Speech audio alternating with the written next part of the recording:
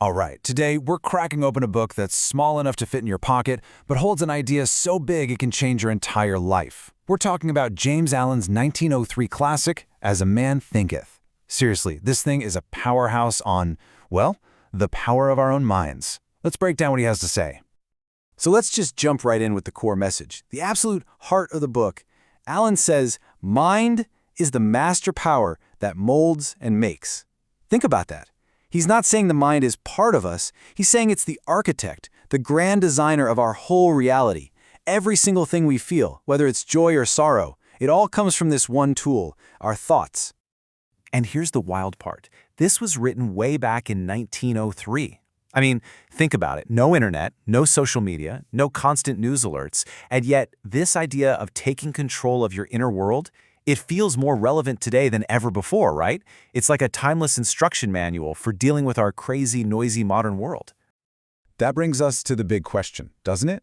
What does it really mean to be the master of your mind? And look, this isn't just some fluffy think positive mantra. No, this goes way deeper. We're talking about the actual mechanics of how our thoughts build who we are, our character, and even what happens to us, our circumstances.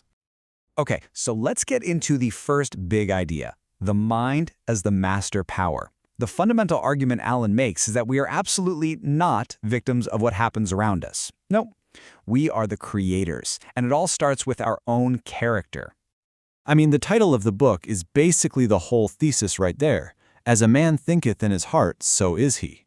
Allen is super clear about this. He says this isn't just a catchy phrase, it's a law, like gravity. Our character, who we are at our core, is nothing more than the grand total of all our thoughts, the ones we focus on, and yeah, even the ones we just let drift in. And I love how Allen frames this. He says, look, you're always the master of your mind. There's no getting around it. The only question is, are you a wise master or a foolish one? Think of your mind like a house. The foolish master just lets it go. It's a mess, things are broken, and they blame the neighbors. But the wise master, they take charge. They direct their energy with intelligence, They consciously decide what they're building with their thoughts. Okay, to really bring this home, Allen gives us this amazing metaphor that he uses throughout the whole book. He says to think of your mind as a garden. Every single action we take, right? It could be something you say without thinking or a huge project you've planned for months. It doesn't matter. It all starts as a tiny, hidden seed. And that seed is a thought. Our actions? Those are the flowers that bloom from the seed, and the fruits that eventually grow. The joy, the suffering, the good, the bad, that's our life. This garden metaphor is just perfect because it shows us the choice we have. See, a garden is never going to be empty. It's always going to produce something.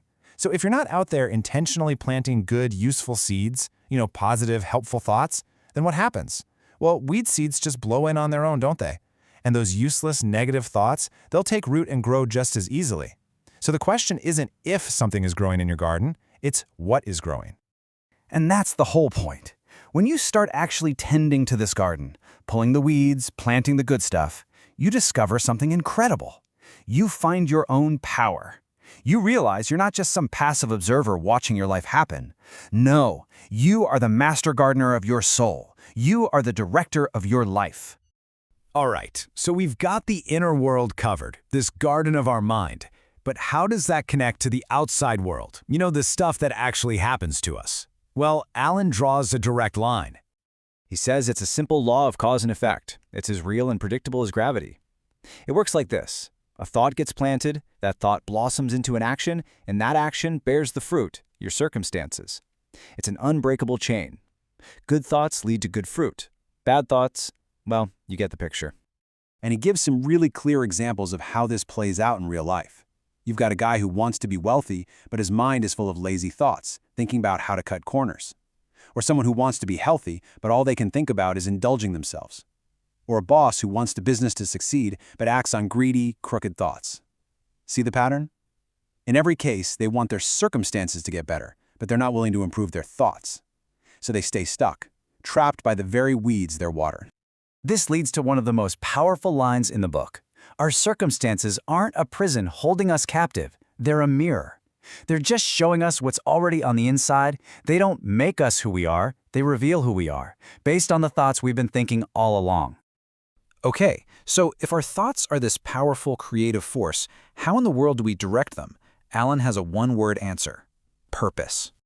He's really strong in this point. He calls aimlessness a vice, saying it's just as destructive as any bad habit.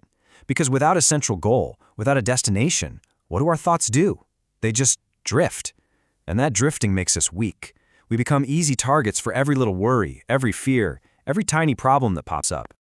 So, he lays out what he calls the royal road to accomplishment. It's a clear 4-step path. Step 1, you have to find a purpose. Step 2, you make that purpose your absolute highest priority. It becomes the sun that your thoughts orbit around. Step 3, you pour all your mental energy into it. And step 4, and this is so important, you have to be a ruthless gatekeeper. You kick out any thought of doubt or fear, because those are the things that will derail you every single time. And when you do that, wow, that's when the magic happens. Your thoughts stop being like scattered leaves blowing in the wind. Instead, they become like a laser beam, focused, powerful, and creative. When thought is fearlessly connected to purpose, it becomes a force that can literally create the life you want. So, at the end of all this work, what's the ultimate prize? What's the final fruit you harvest from your mental garden? Well, Alan says it's not just about getting what you want or being successful. It's about achieving a certain state of being. He calls this state serenity, and he describes it as one of the beautiful jewels of wisdom.